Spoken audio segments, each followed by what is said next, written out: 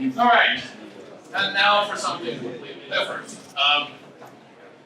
So we've heard today about a lot of interesting things. I don't know about you, but I've enjoyed the humor. I've enjoyed the technical highlights. I've enjoyed the discussions about how bad things can be, as well as how good things can be. And I think I'm up here to basically talk about something completely different. So first, let me just tell you a little bit about myself, and I'll take 5 minutes to talk about Sweetbridge, and then I want to talk about something completely different. So up here it says there has to be a better way, and just to tell you a little bit about my background, I've been writing smart contracts that weren't known as smart contracts, but were actually taking commercial agreements between the largest corporations of the world, automating the commercial agreements in their supply chains so that they could conduct supply chain logistics transactions and audit and validate that the transactions that were occurring between parties actually held up to what the parties agreed to. And the reason they did this is because over the course of a 5-year period of time, just as an example, this was for 20 years, we actually executed and automated the contractual transactions of over 2 billion trades. Commercial trades, not financial trades. And I learned some really interesting things in that process. So, for example, guess what the most common dispute reason was? It was that the parties didn't agree on the same version of the contract or agreement. They didn't actually have the same version. And the vast majority of time, when they didn't have actually the same version, one party or the other had not executed it through their internal process and returned it. But the other party had executed it and just assumed it had been enforced. And when it hadn't been executed, the most common reason for it not being executed was that it was sitting in one of the 8 or 9 or 10 email boxes of some executive in the corporation who was supposed to sign it, and it got stuck in their email box when they were out of town or on vacation, and all sorts of other stuff got laid on top of it, and their admin, if they even had one, forgot that it was there, and it just basically went to the bottom of the pile because there wasn't anybody poking them saying, you know, have you signed the agreement? And so I want to try to make some points. I'll give you some other cases. The most common problem was being billed for something that you had already paid for by another means. Either another invoice or another thing, and it was just pure error. And so we went in and looked at, well, what's driving this? I mean, why is the world this broken? And we did a really huge study of the data. And over 2 billion trades, commercial trades that were, you know, for goods and services, not trades for like financial trades.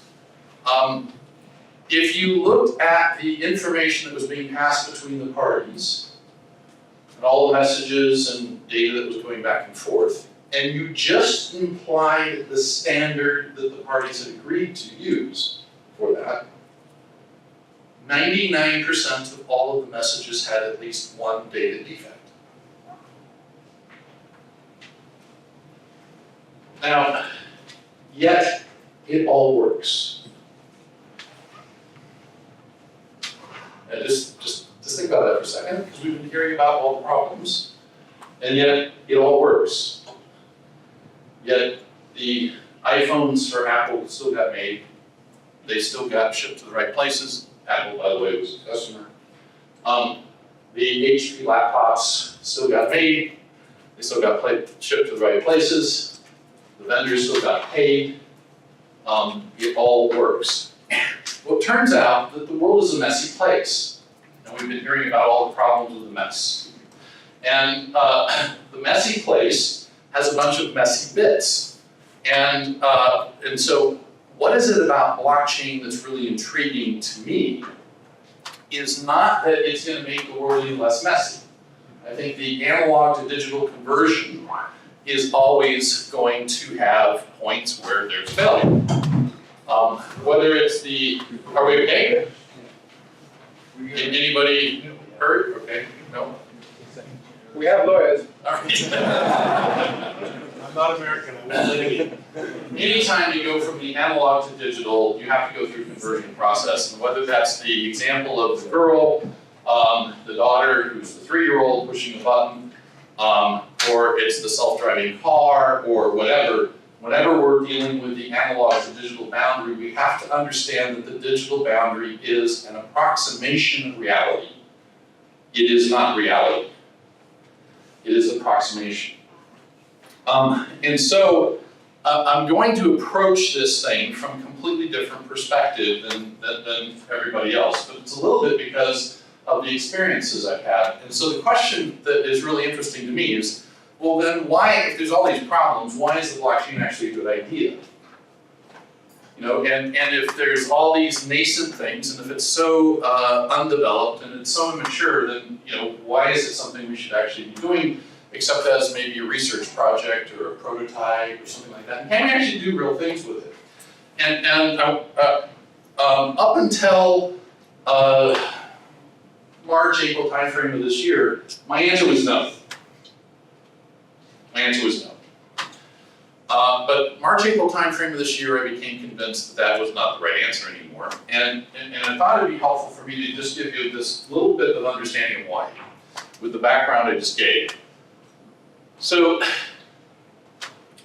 if you think of the blockchain as a transaction machine that allows you to have the same thing, have the transaction that is the legal transaction, the value transaction, and the state change in the record-keeping system, all either happening or not happening, that is, I think, very fundamental.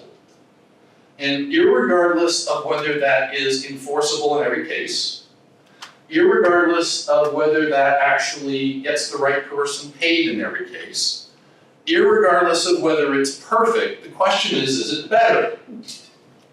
And let me explain why it's better in financial terms.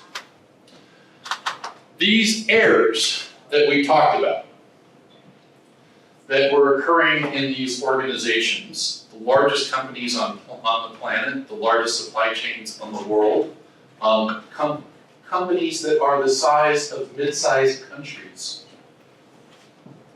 that do $100 billion businesses. What does it cost them today to run the world the way the world works today? And it's a staggering number. Just to validate that they are billed correctly, I want you to get this, your head around this, just to validate that they're billed correctly so they can actually put together a valid account of the business, which they're required to do by law if they're publicly traded. Just to do that costs them between 12 and 20 basis points of their revenue. Now, 12, 20 basis points. What is a basis point? A basis point is 100%. So just to figure out where does it go on the chart account, this is after all of the automation work we've done. This is after all of the automated messaging and EDI infrastructure. This is after all of the billions we've spent on putting SAP or Oracle or other ERP systems in place. It still costs us much money. And then, how often is it wrong? Well, I ran a company that made money by auditing these things for error. The level of error is about 50 basis points. 0.5%. So that's a pretty stunning number. I mean, that means if you got a $100 billion corporation, 0.5% is a really material number. It's a really, really big number. So regardless of all the problems, regardless of all the things, can we use what we have to actually make things marginally better? And I want to argue that we can. But first I'd like to talk to you a little bit about what Sweetbridge is and what the supply chain is, just to level set people so we have a common understanding. So Sweetbridge is about being a blockchain alliance for the supply chain. So we are not just a project, we are a project of projects. We're a community much like Mattereum that's trying to bring together all of the people that are trying to do blockchain type things on supply chains and global commerce. Now, most people, when they think of wrong one. There we go. Most people, when they think about a supply chain, have an image like this in their head. And this is a very tiny part of the supply chain. This is a piece of the supply chain, but it is a very, very small part of the supply chain. So when we talk about supply chains, we actually mean something much bigger than this. And the easiest way I found that you can understand this, don't give away the surprise, is that it's either Mother Nature or the supply chain, which means everything you touch, use, sit in, live in, consume, in any way in your day, either was created where it is or grown where it is by Mother Nature, or it came to you through a supply chain. So everything you're wearing right now, the seats we're sitting on, the building we're in, these are all products of the supply chain. And supply chains actually manage commerce. So if you take a look at the things that aren't financial services, where is my, there we go. Is there any particular place I'm supposed to point this, or? No? Okay. Try the space bar. Right there, right at you, got it. There's a little hanging strip there, I got it, all right. So this is $54 trillion of GDP, so it's a very big number. It's 2/3 of everything that is in, that produce GDP, and just to make sure people understand GDP, because I didn't, and so I won't assume that you do, GDP is not the amount of sales activity, it's the amount of profit. So it's the value that's been added in the system as a result of the activities that have been performed. So the actual number of transactions move much larger. So we're about trying to make this liquid. And why you want to make this liquid, I'll give you 3 reasons real quick, and then we'll get into the practical thing I wanted to talk about. So there are 3 reasons you want to make supply chains liquid. The first is capital. At any given time in the supply chains of the world, there are trillions of dollars held up between the order being placed and the payment being provided. And this is because in the real world, not the financial world, the real world, the things have to actually move through space and time. And this doesn't happen immediately. They also have to be created. So it's not like you're buying experience when you go to the store. You don't give them your credit card and then that gets charged immediately and you pick up your goods. In business, it doesn't work that way. So the other thing is that the assets of the supply chain of the world, so the factories, the warehouses, the trucks, the planes, the ships, have become horribly utilized as a result of hyper-competition. In fact, according to the US Federal Reserve, 50 years ago, 90% of the assets in the supply chains of the world were utilized at any given point in time. Today, it's less than 75%, and it is continuing to drop. Now, this means that we have more factories sitting idle, more warehouses basically that are empty, more trucks that don't have anything in them. It doesn't mean that that's happening in certain places. Because right now, for example, trucks in Europe, there's a driver shortage coming, and there's a truck shortage coming because we lost a lot of the assets in the fleets of the world during 2008. So it's not that there aren't some cases where there's stuff that's highly utilized, it's that in general, the assets are underutilized. The last thing is that the change and pace of change in supply chains is so great that no organization can keep a optimized supply chain because they literally cannot afford the talent to do it. It doesn't matter who you are. Again, in my last business, we ran big data analytics systems that would actually look at massive sets of data that we gathered through all this settlement activity, and we found in every single case, no matter who the organization was, that they were underperforming versus what they could be underperforming. And we never found a company that that number was less than 5%.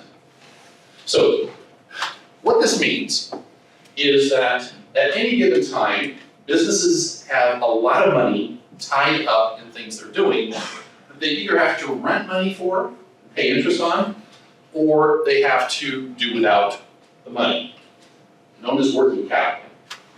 It means at any given time you have lots of assets that are underutilized, and that the supply chains that are actually delivering us all this stuff basically are unoptimized. And if you add all this stuff up, it actually equates to something between 12 to 15% of that $54 trillion number, which is meaningful to the GDP of the world. So that means if you can fix these problems, you could actually solve some problems that would actually cause the global economy to grow by something in the neighborhood of 5 to 10%. So the reason this is important is, the thing I wanted to talk about is, why should we care? Why should we care about it? It's hard, it's messy, it's still new. Well, the answer is because we can do something really significant about it. Now, to demonstrate what we can do, I want to talk a little bit about the UK and manufacturing, because Digital Catapult, which we are part of trying to help here in the UK, has a focus beyond the things we heard about already today in music, and that is in helping UK manufacturing. And if you look at UK manufacturing, if you take, it's 10% of the UK GBA, which is the value add of that's occurring as a result of the manufacturing process. So once you take the raw materials that are coming in, and you take the cost of that from the amount of sales that goes out, that's the GBA, okay? This is happening on about $364 billion. A 1%, if you could just lower the cost of the average weighted cost of capital for manufacturers, that's what WACC means, is a $3.4 billion increase in the UK GBA. And this can very easily be done with the blockchain today by being able, and this is going to probably sound freakish if you want to understand how this works, download the white paper because I don't have time today to tell you how it works. But you can basically, as an organization, loan yourself money off your own assets without a bank, without a counterparty, interest-free, using the blockchain and smart contracts that promise to sell your property if you do not repay yourself. Now, this is a very doable thing. It's how banking and financial services actually worked in the world for about 5,500 years. I won't go into the details again. If you're interested, you can go look it up. But a 1% reduction in the average weighted cost of capital for the British government would be a massive increase in value to the citizens. And 99% of the manufacturers in Britain are SMEs. They're small companies, so their access to capital is probably poor and expensive. I actually tried to find the numbers last night online, and I couldn't. Now, why is this a problem? Well, this is the problem. It's the fact that you place an order from the shop to the factory has to order from the raw material supplier, the good comes into the factory, gets shipped to the shop, and the shop basically makes their payment, the factory makes their payment. And this whole cycle, on average, takes 90 days. So from order to payment around the world, I don't know what it is here, but around the world, the average is 90 days. From shipment of goods to payment, the average is 52 days. So the problem here is that the assets that the businesses have, invoices, orders, inventory, etc., they have to be able to be controlled by the blockchain in order for you to create liquidity from them without another counterparty or interest-free, which you would need to do to lower the average weighted cost of capital, which you can probably do by a significant margin above 1%. But in our thought experiment, it's just 1%. Now, the need here to make this work is that you actually have to have smart legal contracts. Now, notice I didn't use the word smart contracts. You have to have a legal contract, a real-world contract, that basically is a Ricardian contract that basically takes its state information about ownership, so the party that owns it, and the current state of the property. You have to be able to control that in a blockchain, but very little else. So you don't need to be able to perfect all the clauses in the blockchain, though that'd be nice. You just need to control that. The other problem you have to have is you have to have some concept of identity that deals with authentication and authorization, in addition to just whether that you know who the party is. So you have to have some mechanism for this. Authentication means not only do I have an identity, but I'm actually the one using the identity. Okay, and so think about that. It's kind of important. And authorization is I have a business, for example, and who in the business actually has the right to bind me to this thing. Okay, so I have to have that too. You can solve some of these problems with legal contracts. This is a problem in legal contracts today, so you can use the same mechanisms. As we just heard, you have to have dispute resolution. Why? Because for this whole thing to work, you have to know how the disputes are going to be settled. If you leave that open-ended, then you can't actually ascertain the risk of what happens if you actually try to repossess the inventory because somebody didn't pay back themselves from the loan that they took out on the inventory for themselves. And then you have to have, how are you going to do the enforcement? You have to have this because you have to be able to tell people in advance what's going to happen. You have to tell them this, if you don't do these positive things for getting this right, then this is the negative thing that's going to happen. And you have to be able to tell them in advance of that. We're frankly not going to be very supportable in legal environments. And you have to do this by jurisdiction. So quite a bit of work for all the lawyers, quite a bit of work for some smart contract developers, quite a bit of work for us to do, but it has some pretty interesting opportunities.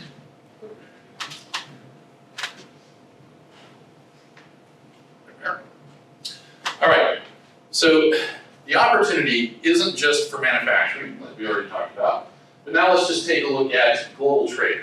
And let's say that in doing this, you can solve the 1% of cost can be taken out of the settlement process for import or export transactions. Let me explain why that 1% number is relevant. If you've ever gone to the bank and you have exchanged your pounds for another currency, or went to another country and with your credit card, you probably noticed that you got a fee. Well, companies, when they actually sell things or buy things, have to do that in currencies that are going to be accepted between the buyer and seller. And when they do this, they have to actually exchange money for fees. And this causes about a 2% to 4% fee to be charged. Depending on how big the company is, that's about what it's going to pay. So if you can cut that by half, which you could, using a settlement process that we're on the blockchain, this would be worth $28 billion to Great Britain in GDA. So very big targets, very big things, and this is why I think we should care, is that we only need to make things marginally better. We don't need to make things imperfect, we just need to make them better, and that can make a very big deal. And then why law firms should care is, let's just say that this is a new industry, being able to do this, and that you could extract from that new industry just one basis point. Just one basis point is, where is it? There we go. The import-export business of the UK, 1.4 trillion pounds, just 1 basis point, 0.01%. That was what was available. This is $138 million a year of revenue. Okay, so this is a very nice target. 1% would be such a low, 1/100% would be such a low fee, hard to be felt, and it's a very big whale to go after. So, what I wanted to suggest is that though it's messy, going from analog to digital, and though there are obstacles, that the rewards are quite large for those who will participate in trying to make this happen, both in terms of social good, improving an economy in a meaningful way, and for those who basically make this a business activity by tapping into revenue streams and opportunities that don't already exist. And to make all of this happen is going to take a community. That's why we are trying to build an alliance of people that are interested in doing this. That's why Mattereum is trying to put together a group of people trying to do this, because they understand the same thing. And it's going to take us all to make this happen, but it's worth doing.